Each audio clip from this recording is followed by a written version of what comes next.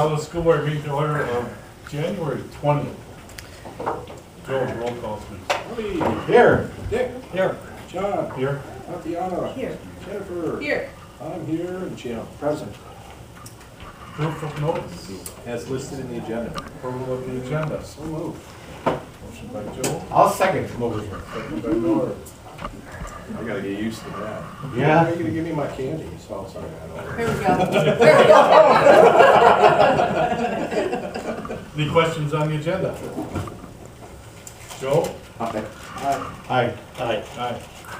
Aye. Motion carried 7-0. Citizens' comments. Full house tonight. It's a hot day. Okay, resolution 1920-139, approval of the minutes of the previous meeting. So moved. Second. Jenny, second by Tatiana. Any questions on the minutes? Jenny? Aye. Aye. Aye. Aye. Aye. Aye. Motion carried 7-0. Are you ready for a treasurer's report, Jim? Yes, I am. Treasurer's report for Monday, January 20th, 2020. And I realized I just wrote the wrong date on something today. Okay. But I haven't missed on 2020 yet.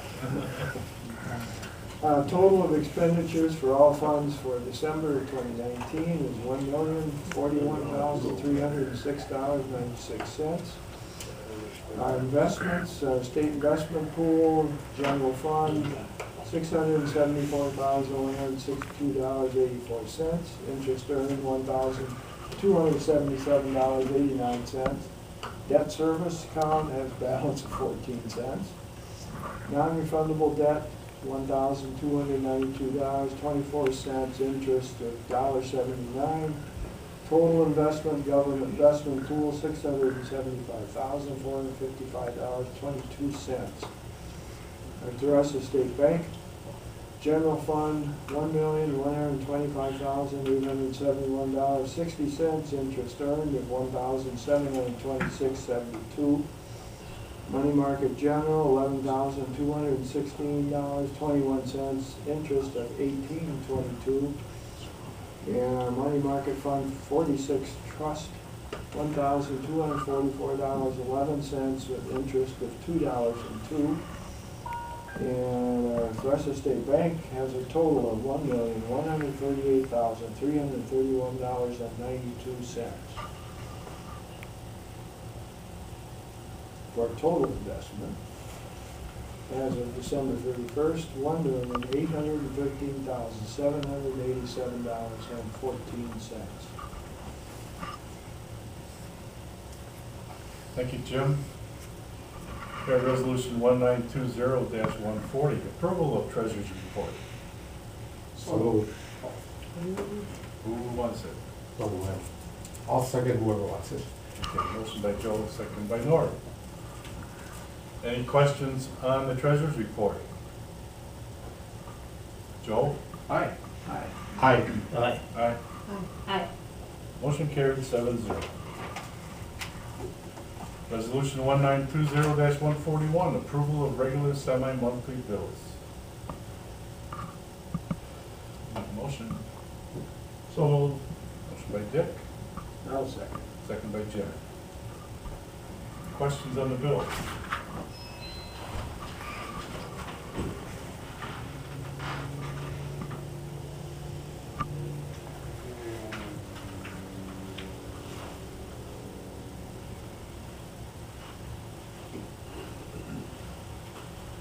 Hearing none, Dick?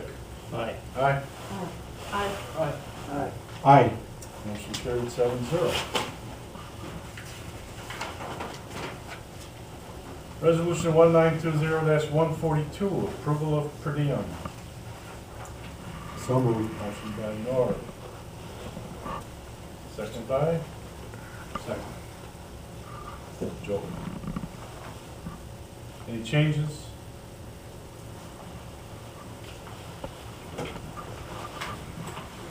Wait. You were at the policy meeting too. No? Okay. Oh, you're right. I wasn't. Yeah. You know, at 12 o'clock, you'd get another half a day. No thanks.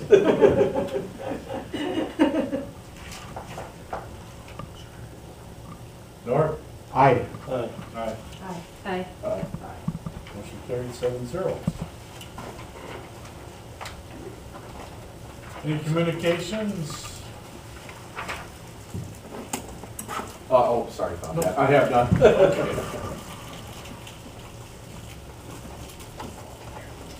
Committee reports. Policy, Mr. Holman. All right, for the policy committee, actually we'll be outlining the new stuff, and so we'll get into that. But we pretty much agreed upon everything. Okay, thank you. Administrative report.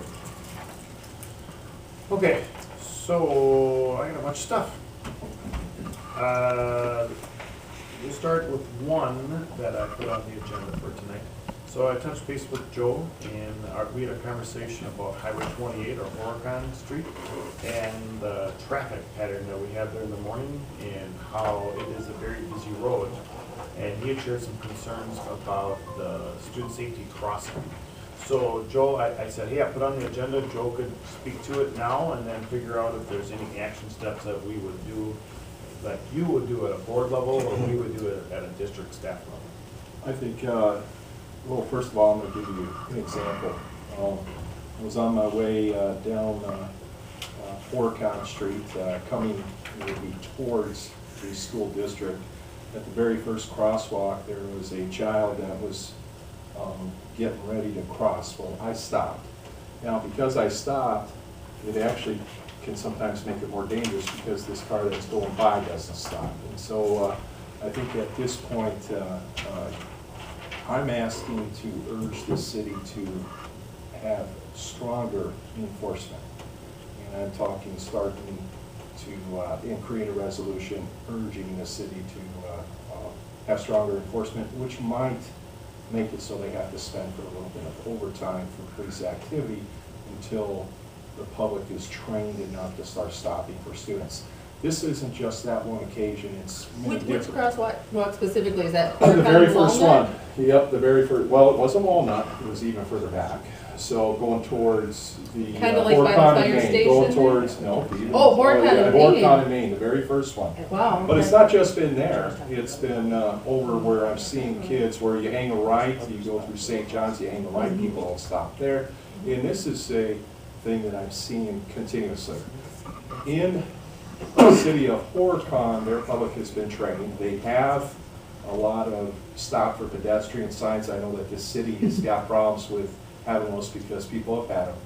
Well, either way, I'm tired of the community in not stopping, or those that choose not to stop. And it does become more of a hazard when people do stop and then the other ones aren't stopping. So I would like to see us create a resolution at the next meeting urging the city to act.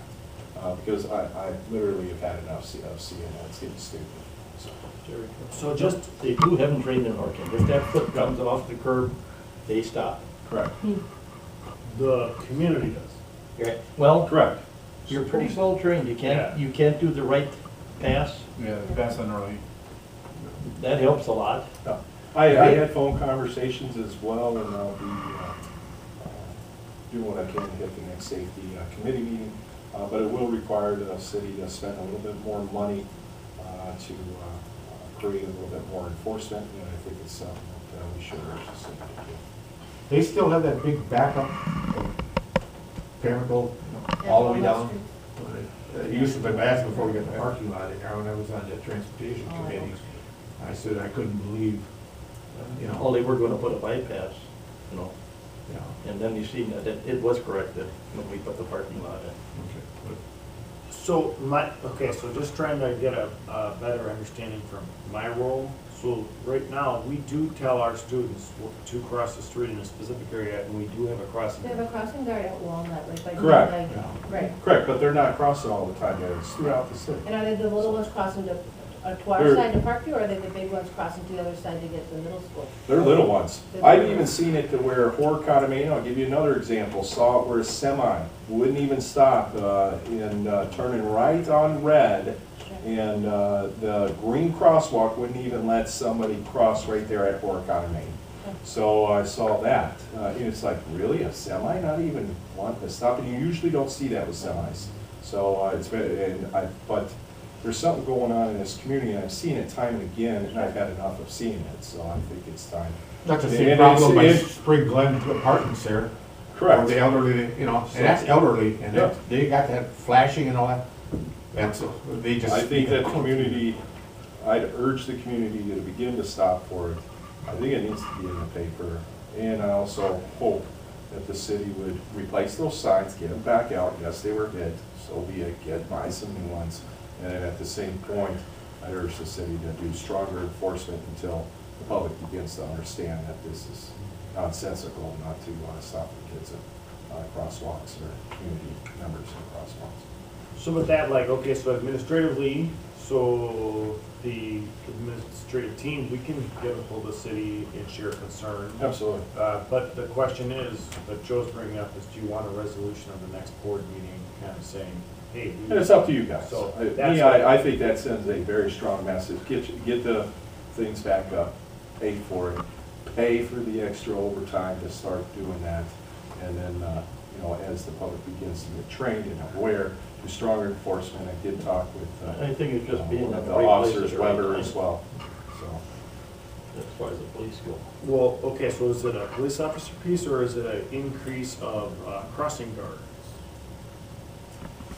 At that point right there, Well, Well, you could, I mean, I'm just saying, we're a That- partnership on the We're crossing all guards, we're partnership. like, hey, do we have enough skin in the game when it comes to this? And if our students, are we doing a good enough job of educating our children to say? I think we are. This is where you have to cross. I think we You have to are. I cross think our here. kids are educated enough that they are very scared or stressed out, or whatever that word is, and they're very mindful of that traffic. I think our kids are trained. It's our drivers and community or slash people coming from other communities that aren't trained. I think all your feedback is real, absolutely. I'm just looking and seeing over here, okay, so Becky and Bob, what kind of communication, is there anything needed to you at all? Because this is not come up in our team meetings. Yeah. It doesn't mean it's not real, I'm just Yeah. saying, hey, guys, since we're all here, let's have a little bit of a workshop on the topic. So what are any red flags for you I've not this heard school anything year? from anybody. Okay, Yeah. but doesn't mean there's not a concern, it's just we Absolutely haven't made it. Right, right, And right. our little ones could be crossing the Well, street and. little one's not gonna go home and tell their parents. Tell parents, yeah. that's true too.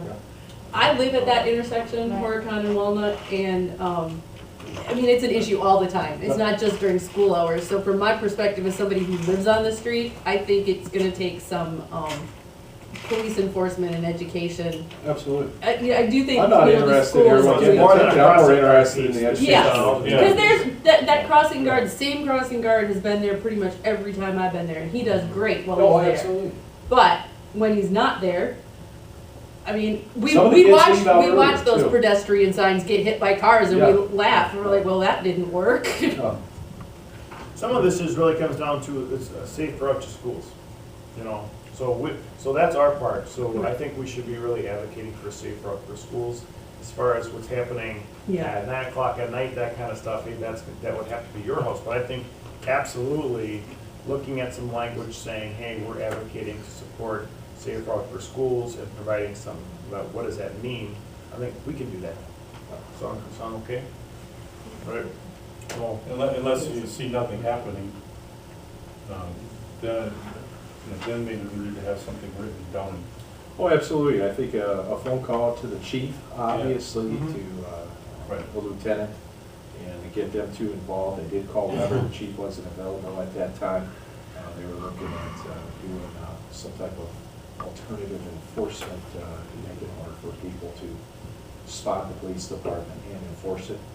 But I think that the community needs to be trained, and I've seen it too many times. It's been going on for years. But it's getting ridiculous. And when I realized right there that when you're stopping and it's making it more dangerous for a kid, for me to stop, It would have been less dangerous for the kid if I just kept going. There's a problem. Yeah. So we'll work on this, we won't be together as a team until next week Monday, but we'll just start having some conversations, we'll craft some language about this piece and we'll run it by everybody. I think the city ought to be concerned because of the problem you mentioned with the senior citizens crossing there. That, I've seen that lots of times with nobody stopping for them, and that's elderly people crossing with their walker or a cane, and it's quite a dangerous situation there. Orcon's gone to quite an extent. They've got flashing lights at their crossings Signs now. up. And they've actually, And they do arrest you if you do. yeah, they've got I don't know if it's a state law or not, but they passing on right, and I don't know if that was a local ordinance, but I know they. Yeah, that's a local ordinance, unlawful passing on the right, pass correct. on the Yeah, right, that makes it and, safer across, correct. You know, Well, it's I've never not seen just- anybody pass on the left on that road. It's not just. Can you? Well, no, No, so you- there's no passing on the right, so when someone's stopping, Yeah, turning, there's you no way can't to go go right right here. Yeah. Makes But it you more can sneak dangerous. by on the That's right. right, yeah, And there's somebody that's right in front of the other car. got it. Is it worse, this problem, cars going west on Horicon Street to turn left on Oak, or is it the same? I going would say east? it's worse all over, because I've seen it numerous times now that wherever kids are crossing, and you're not gonna have a crossing guard at every intersection. But I'm seeing it time and time again, and it's early in the morning. Because I'm not here in the afternoon, I don't know what the problem is. Now, I've talked to my own kid, they don't stop for him either. So when he's trying to cross Horicon and Main right there to go continue down Main, they do not stop. So he continues has to wait 2 to 3 times because they will not stop, even though it's a green light. They won't even stop for him either. I just tell them, oh, I'll take the risk, just, keep on continuing to stop, but they won't stop. So it's just what they do here. So There's kind of a blind spot, isn't it? You're coming west, going west on There is Horicon blind Street, spots. right by Walnut there. That's a hill. Yeah, Correct. And you can't see down there, and these guys, and they don't go 30 miles an hour, they're No, going they a go lot faster. They faster. go faster because of that. So, it they is tough, you probably- can't always see what's coming. Yeah, so you Sometimes can't the sun see blinds what you that too. rise. And remember, we have a lot of that kind of conversation with our kids, but do kids get some kind of training on how to cross streets at school? No, and that would be something that, as I'm talking, Alright. I think we can reiterate that, and even reiterate to families, to Yeah. have those littles walk on the less busy streets till they get to Walnut Street, where there is a crossing guard. Yeah. But we can do that from our parts to make sure those families get that message, to Yeah. encourage them to walk down the axillary streets or whatever it is. Correct. Not the main street until we get to where the crossing guard is at Walnut. And really, it is a K-12 piece. Absolutely, because there's the middle schoolers who are crossing the other direction to get over to the middle school. So I think really it comes down to a safe route to schools. You know, Mhm. safe pathways to schools. There is no. Is there a problem with bicycle, or bicycle? I've seen people on bicycles too, but they usually stop right there. But the last one that I saw where the trucker was barreling through, couldn't understand it. No, that individual was going down Main, and then the trucker was turning right on red and didn't even let the person. Now they got the bicycle cross lanes so- in there, but And if it's one just wants to like- dart across, And you see it, but I see it all the time. It's Yeah. just getting I've yet to see it where, like that. whatever reason, the back In winter, roads they too wouldn't know where to happens. go. So, because I take my kid to St. John's, and I see it, the ones that are in Mayville, middle school, and they're crossing, people don't stop, they just don't, so. All right, friends, stay tuned, we'll have something for you at the next board meeting. All right, next I wanted to do for you tonight, to chunk this continuous improvement action plan. So it's 6:20, the agenda has some policies and a couple action items on it. So that, hey, be a good night to pick one of these focus areas. So we're gonna do a quick review of the focus area communications and engagement. And that link that was shared at the last board meeting, it's a live document, so you have access to it.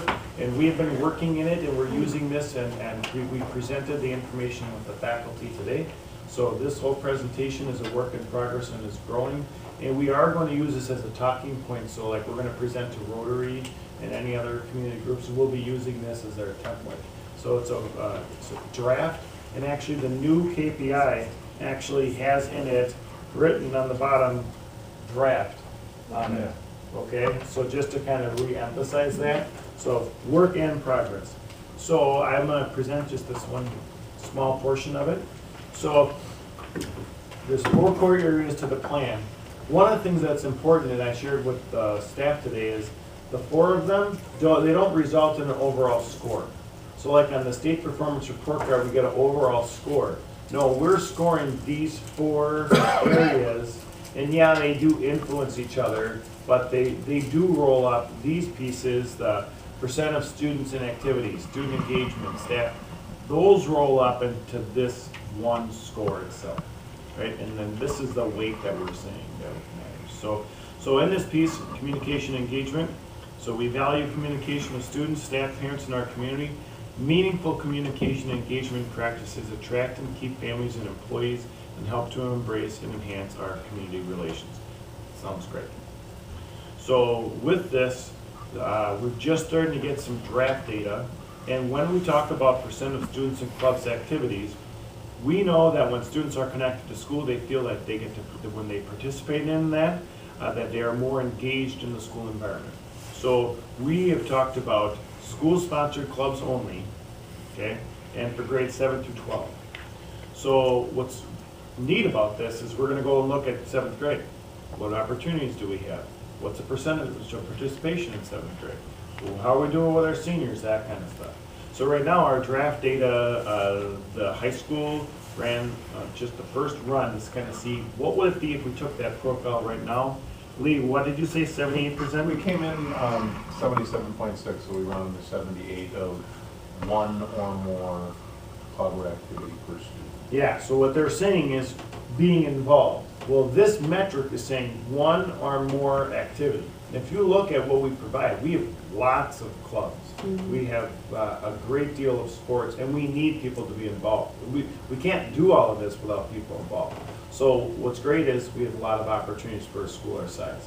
So with that, we're gonna start looking at the data to see, well, now what if we changed it to 2? What would it mean to us if we said 2 or more? So this is, again, it's draft, we're getting our data, but what it is we're gonna be focusing on grades 7 through 12. And we will be giving ourselves a score. And right now we're saying 1. We think if we were to do 1 or more, will it be in that exceeds expectations, absolutely meets. But then one of our goals is to keep moving, right? To keep moving the needle. So we say 1 is good. Well, all right, well, what if we want it to be 2? So now that's our opportunity for improvement. We want to get to the level of everybody getting at 2 because we believe if you're involved, your engagement is up, student achievement is up. So stay tuned. That's one of the things we say matters is being involved, and this is how we're saying we're going to measure it right now. Do we have an idea what it is for like the 7th and 8th graders at No. this point? They just started to look at it because Yeah. we don't. So what's interesting is the school performance report card coming in, like the state of Wisconsin. Some of the stuff is going to start to be. They're going to pull that data. So we need to have it in Skyward so we can run our own reports. So right now, we're going and we're actually, what There are is the a reporting reporting requirement to DPI though, right? Yeah, but- It's okay. there will be. There will We're be. starting to get in Okay. front of it. Okay. So we say this matters, the DPI is saying, hey, we want the data too. Okay. So it's coming. So for 7 and 8 right now, you do not have that data yet, but we're working on getting it. Is that right, Bob? Yeah, we started last year, we sent out emails to advisors. The athletics were in there, and that's because Bethel, working as support to our athletic director, has put those in for grades 6 through 12. Working with those coaches. We don't have the clubs or other activities, non-athletic activities in. We're in the process of doing that. So our part is, as we look at this, and if we do see any areas that need to improve, I've been throwing up the term like join the nest kind of a initiative, be I involved. have a question about that. So on 7th grade is when they actually start being more involved with school-sponsored clubs, right? Right. Do parents get a list of all the clubs they can be involved in the beginning of the year? So Because I think that'll be. can't answer that. We're gonna That'll look be back nice. to I think Bob and that'll be say, do we nice. have that? Right, that's the positive part that's coming out of this. We're now having conversations about this. We've done it the Mayville way. We have people involved, we have clubs, we have all that. But have we developed a system? We have our way, but is it a systemic way? Some of the things we do, absolutely they are, no problem. But this is one of those areas I think we've identified, yeah, we have them. I don't know if we have that